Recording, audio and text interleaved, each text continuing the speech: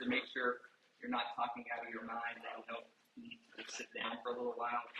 Some things we kind of look for is if you're, do you remember your name? Are you really confused about where you are? We talked about also just hydration. The weather looks pretty good, so hopefully it's not going to be too warm. People really aren't hopefully getting too overheated. General rule of thumb is to drink water. Don't get overhydrated. If your face starts getting really puffy, your hands start getting really lay down on the amount of hydration that you're taking in. Take in some sodium tablets. We always talk about snake bites, copperheads. They're kind of our most tenacious snakes around here. They get argumentative. Poisonous snakes, but really low on what we call the LD50, or the lethal dose of venom needed. So usually a copperhead bite isn't really serious. We talk more about rattlesnake bites. Based on the weather, I don't think rattlesnakes are going to be really active this weekend. If you get a snake bite, stay calm. Don't use any kind of device to try to suck venom out. It just makes it worse. Go to the next aid station and alert them. Send someone ahead and then keep continuing on to the next aid station. Other things, kind of housekeeping. When you start to get tired, especially tomorrow night, a lot of you have caffeine pills with you. Be really careful. What ends up happening is you start chugging down caffeine drinks, caffeine pills.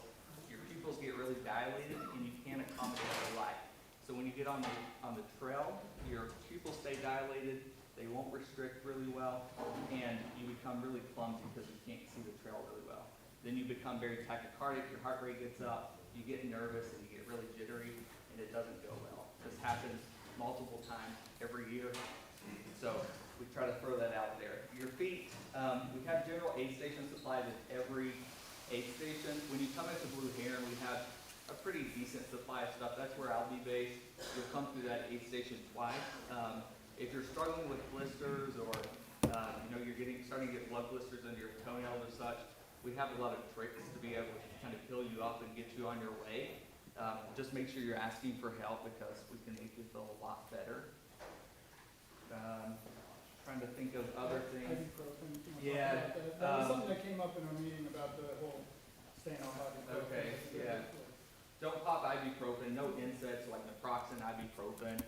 Your kidneys are working hard to try to filter out muscle that you're breaking down on this endurance run.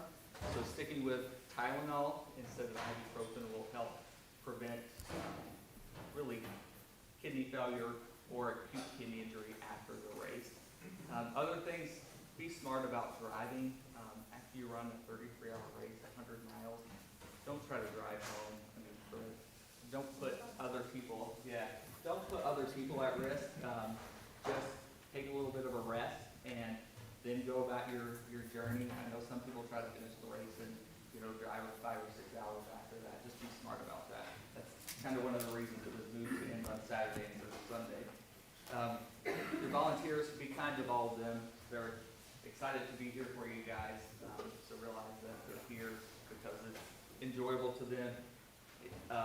Anyone who is a type 1 diabetic, insulin-dependent diabetic, if you're around and just kind of let us know, that's really helpful. We usually have a case of something coming up where it's helpful to know that along the journey.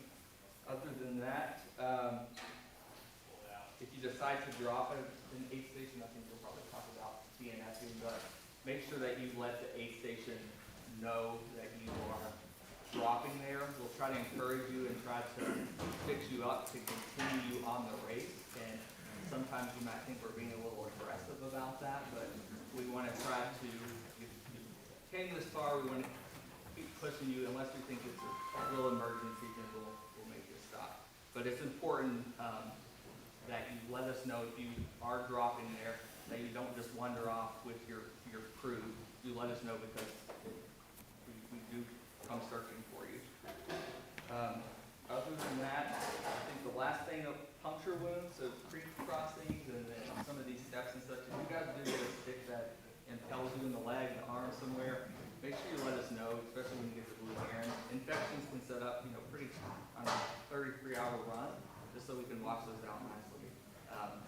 Any questions for me? All right. Good luck tomorrow. Everybody. Thank you. something else trail-wise I wanted to talk about.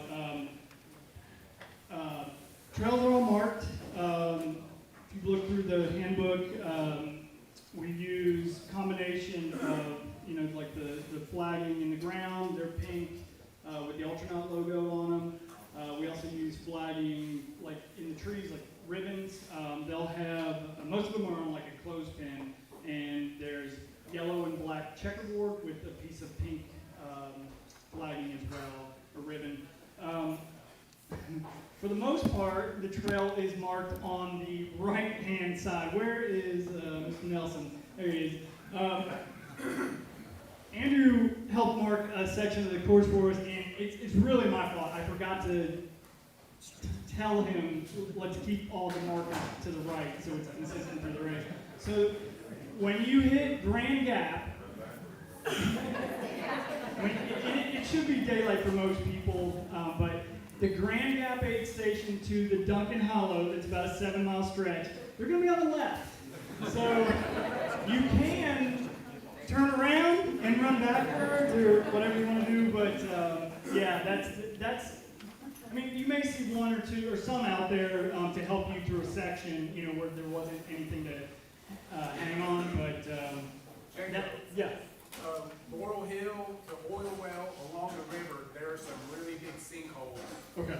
We put flagging around those too. So if you see flagging in the middle of the trail, like in the pyramid or whatever, that is a hole. Yeah, sometimes there's some spots like those sinkholes, not many out there, but they found a few in a section and they like marked a little circle. So when you get to it, don't like.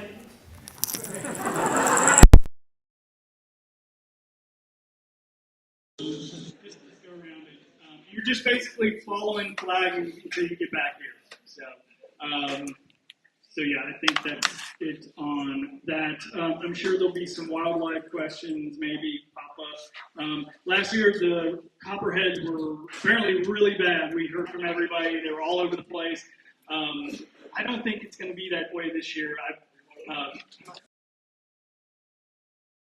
Probably be gone. Lucian and I marked a section in the night the other night, like 5-mile section, and we saw a bunny rabbit. That's about it. Like we saw those eyes, and we're like, oh my god, what is that? There's a bunny rabbit. Locked us down for like 5 minutes. It did.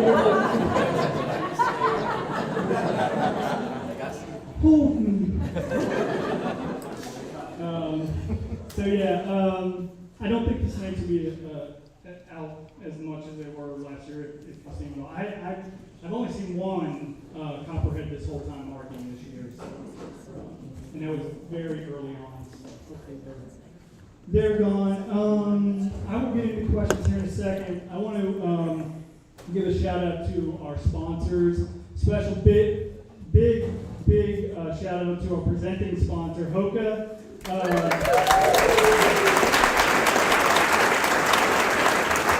It's such a big deal for this race to have such a big brand behind us that believes in us and is out here not only putting up all kinds of great signage, but they're also working aid stations and helping unload and sort, and they've been out here all week helping us out, so we couldn't ask for a better sponsor, especially presenting sponsor.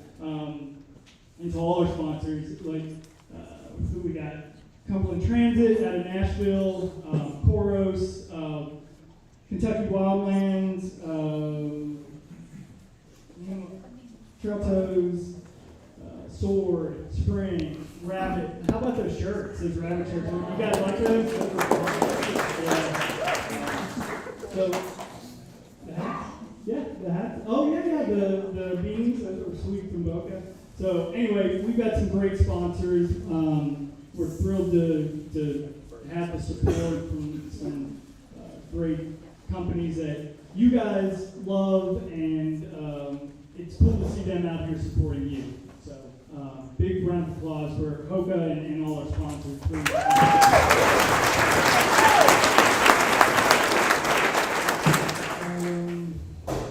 You want to talk for a second? I'm going to look on my phone, see if there's anything else.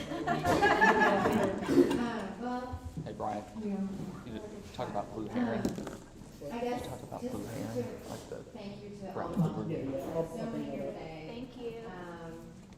And then the other details, and I'd say it's a mix, 50-50 of kind of runners who have run the race, who are locals, who are friends, who want to run. There's some people who've driven up. There's a guy who drove up from Florida or down from Pennsylvania. I don't know if you're here, raise your hand. We've had some amazing people volunteer because they want to run in the future, so they're coming to check it out. And then we have locals that have been here every year for 6 years. They have their own thing. You'll know when you get to their aid station because it's like, it's nothing you've ever seen before. So, and I know you guys are appreciative. I'm not gonna remind you this, but, Vote mine. so thank them. Some of them, some of the aid stations have some we got some really new, excited locals to volunteer this year. So you've got the gamut. You've got inexperienced, experience. But the chats have been going off in the aid station groups, and you're gonna have fun at some of these aid stations, especially later on, in the middle of the night. They've got some surprises for you guys. And yes, the pizza still is out there somewhere. There's pierogies out there somewhere. There's like really Espresso. nice soups. And tons and tons of bacon. Yeah. So have fun out there. And one thing on top of that I want to mention, and I've said this before, but remember that these parks are public parks, so there's a good chance this weekend with the fall colors and the nice weather that you will encounter visitors to the park who have a right to be, even though we have our permits, they have a right to be on these trails as well. So just be respectful of those folks, and you can let them get by you or whatever. Most of the time they'll let you pass, but just be respectful of them. So yeah, it's peak leaf season. It is probably the most beautiful I've ever seen up here. But at night, if you remember, turn your headlamp off and take a minute. We're in a dark sky area, so there's no light pollution here. And the sky at night is amazing. It feels like it's swallowing you whole. It's so clear, it's so vibrant. Hopefully we don't have any clouds, but with the temperatures showing what they are, they should be clear nights with the temperatures dropping to what they are. So if you get a chance, turn off your light, look up, and it's completely worth it. Yeah, actually, the whole course, like, especially the first half of this year's race, when you go in this direction, you're gonna, I think, how many people are new to this whole area, have never been out here before? Oh, awesome. Awesome. I think you're gonna be blown away by what you see out here. I was when I first got out here. It's why I started coming here over a decade ago. I came out here to start paddling on the river, but fell in love with the area, started trail running, and I started discovering new places, and I really fell in love with the area. And the reason I decided to start putting these races on is I wanted to bring people like you here to experience it, and as well as help out the local communities. Not one of the most, they're impoverished areas around here, so if we can help bring people here and help the local economies, that's a big deal. And, one of the best compliments that I've gotten over the years from a runner, there was a runner in Indiana who had come down, like Indianapolis, and he was just blown away, and he was like gushing over everything he saw out there, and he said, the first thing I did after this race was I went home. I guess his wife and family didn't come down, but it's like I told my wife how amazing it was, and we booked, like a couple weeks later, we booked a stay here at Pickett, and I wanted to show them all the things that I saw out on the course. So that to me was a huge compliment, because it's really why I want to put this race on.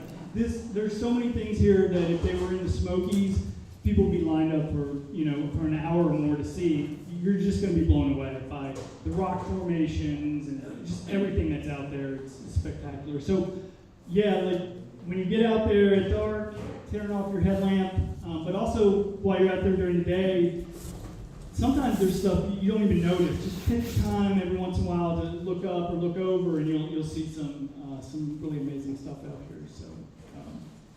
So yeah, I think that was the majority of stuff. Oh, let's talk about blue heron real quick, because I brought that up in that last email I sent. All kinds of issues with blue heron. I won't even get into the whole stuff with it, but It shouldn't affect you guys on your end of what you're receiving. So we're taking care of it, basically, but we're having to fix a few things. So we've had to move where we traditionally put our aid station to, when you come into Blue Heron, you'll come over this large bridge. They call it a tipple. Used to be a bridge that brought coal in from the hills, and they dropped it into train below. You'll come over this large bridge. You'll know it because it's a long bridge. When you come over, you probably won't see it as you're coming over, but the aid station will be located below the bridge, kind of down in the parking area. We just want to get you down to the bridge and then out to go do the loop around Blue Heron, and then you'll come back down to the aid station, and then you'll come out of the bridge and exit the Blue Heron area. So to make it easy on the volunteers, so it's not confusing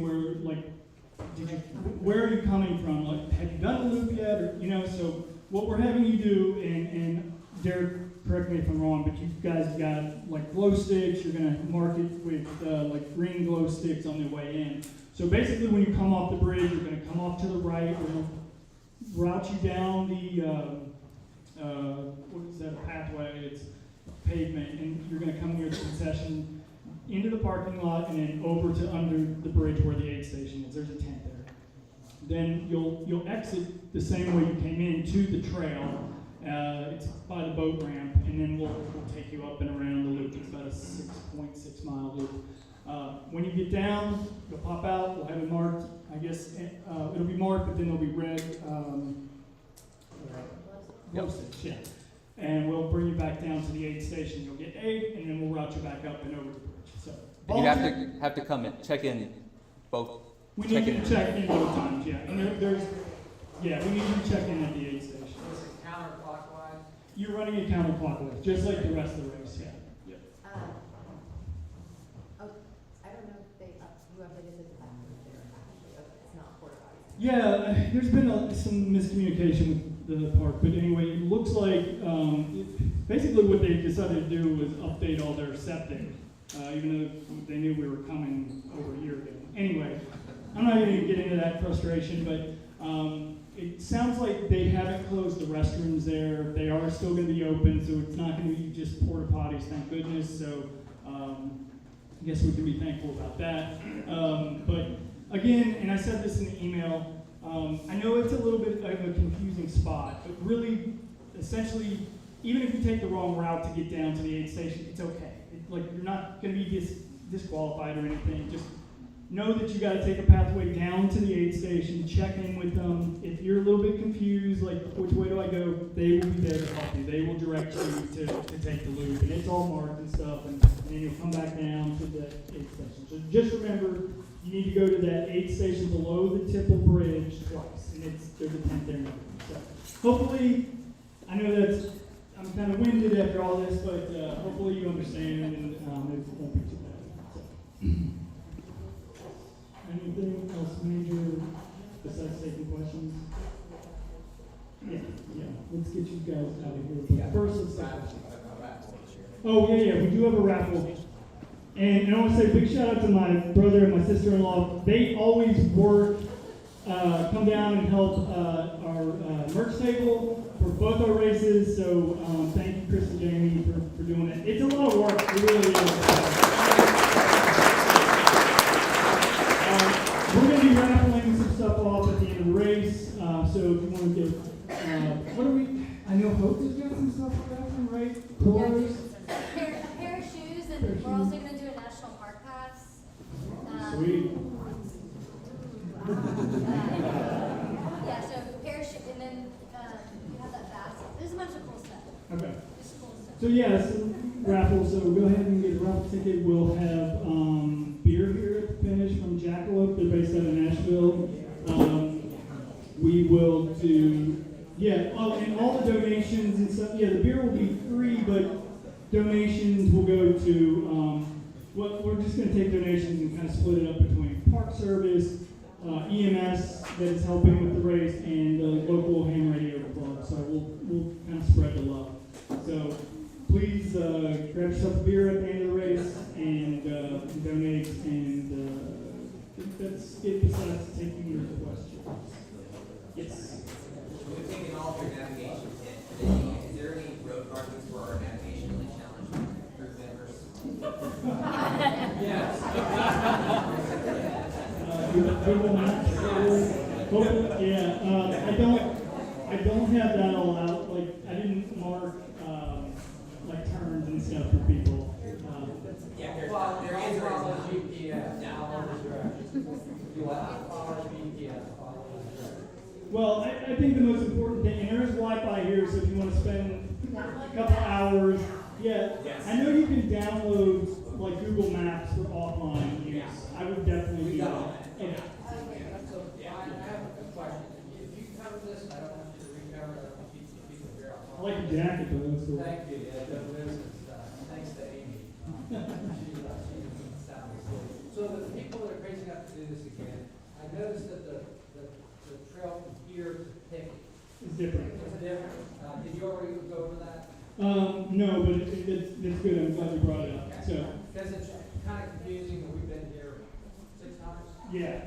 Yeah, so that's a good question. The start is different. I've mentioned it in the emails and stuff. I think I mentioned it in the briefing, but I'll go over it again. There's a trail that we use that's underwater.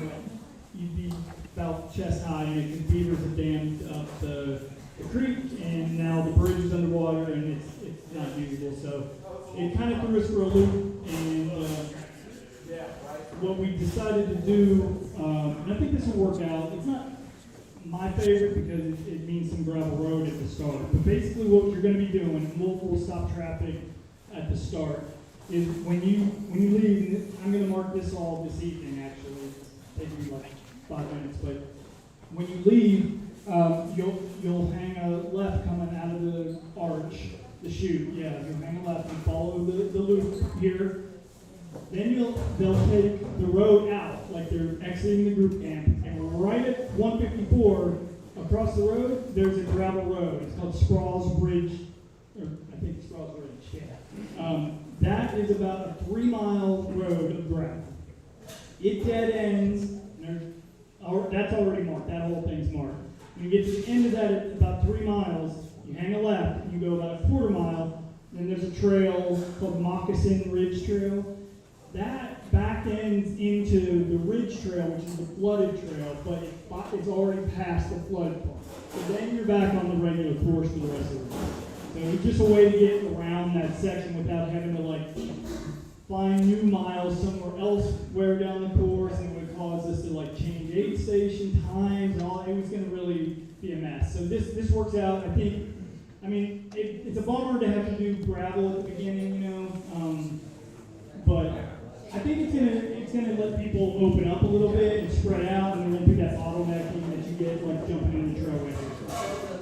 The suspended bridge by the aid station. That's not. They won't be on that bridge. Yeah, the suspension bridge and the picket, unfortunately, will not be on the course this year.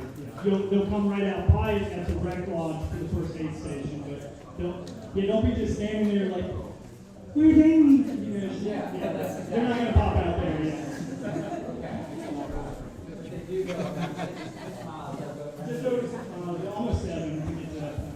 They'll go through Hazard Cave and everything like normal. It's just take them in the back way to the start. Yeah. Other questions? Yes.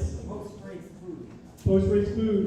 These guys will have a food truck here, and they'll be here from about lunchtime Saturday all the way. Food's great. They got burgers, French fries. Yes, they do accept cards. Yeah, they do accept cards. Great French fries. They're awesome. I'm already like, can we get to that part? And for you, I think they have vegetarian options. I don't know about the weirdo meetings, but I'm just kidding. We're already good.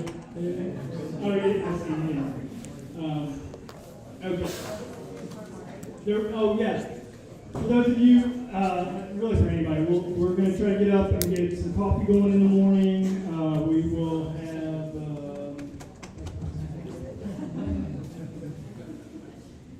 so we'll have oatmeal. I'm just gonna have a kettle pot and it's instant quicker, whatever, like a bunch of flavors. I'll do some eggs, chop up some veggies. We've got biscuits, we've got sausage gravy, we'll have tortillas so you can make your own little breakfast burrito, we'll have some hash browns. It's not real formal, I don't know how it works.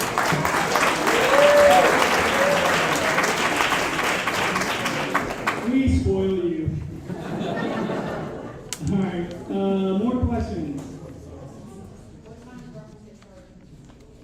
Whenever she gets up.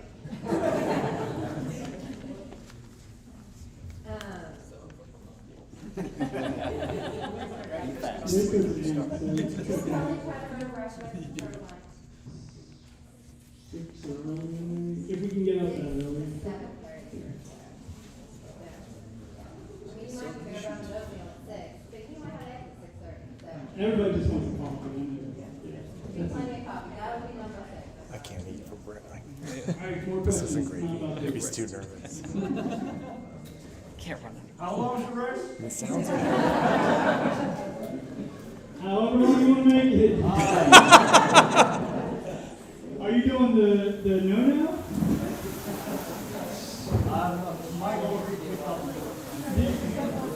The cutoff is 33 hours. Yeah. I think that averages out to about a 1920, right around a 1920 mile. So, yeah. More questions? Come on. I Nobody don't can have a talk about question. bears?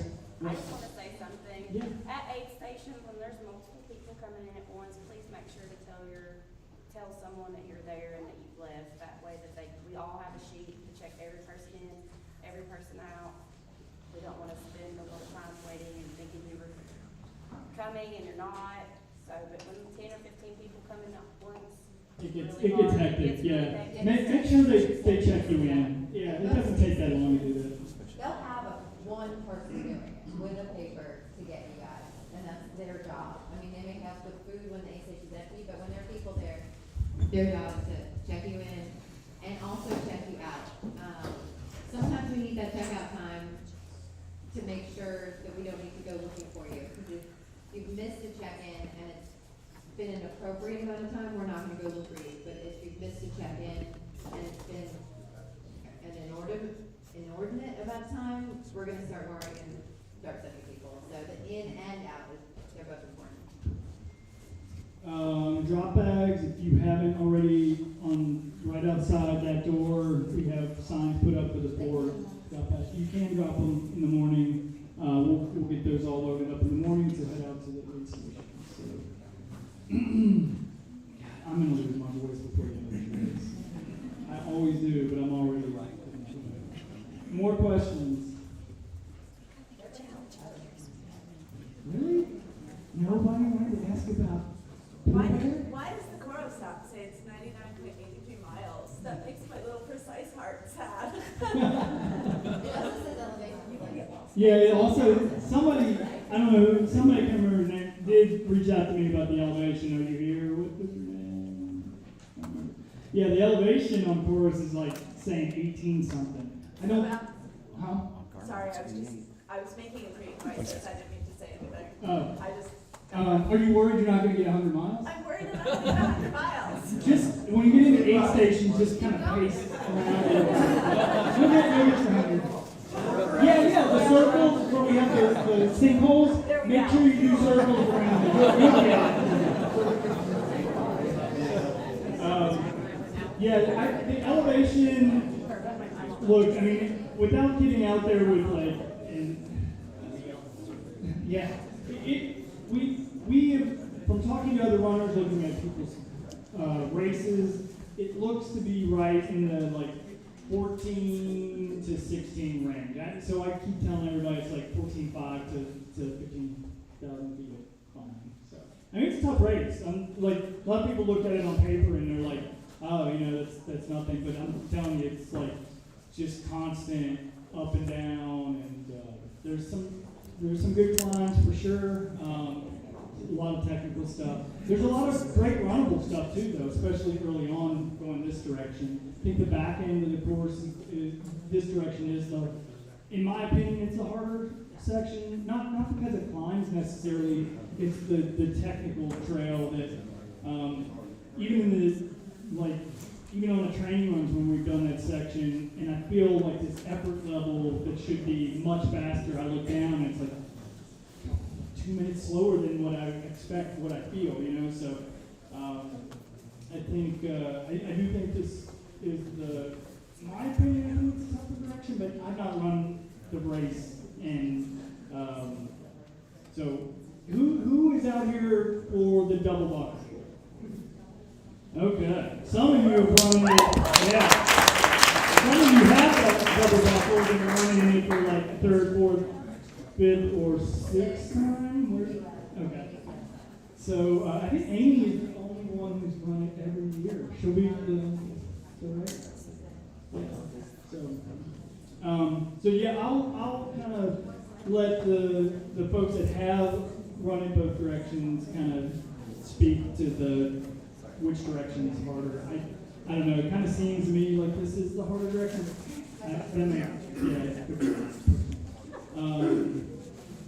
Any more questions? Really? Nobody wants to ask about bears? Do you want us to? Huh? What about bears, The bears. No, yeah, like I've only seen a few this season. So I saw one driving me. Did you? Like 2 miles away from the entry to the. Most of the time they just run right away. All the times I've seen He was them. really winky. When I hugged him, he just wanted to get away. Oh yeah. And that's, you know what they say about like running with a partner, you can trip. Yeah. Is that it? You guys? Start time, 8 o'clock Central. All the time. Hey, real quick, yeah. Reminder, if your watch or your phone is set to switch time zone, it will mess you up. So make sure that you know, like, not far from here is where most of the race is actually in Eastern time zone. So make sure that you know if you have a digital watch or whatever, or something just make sure that you know the time zone is going to change. Don't get caught up by that. Don't get messed up. But all the race times are based in Central Time, because that's where we start. 8 o'clock. We will see you all there. Thank you all.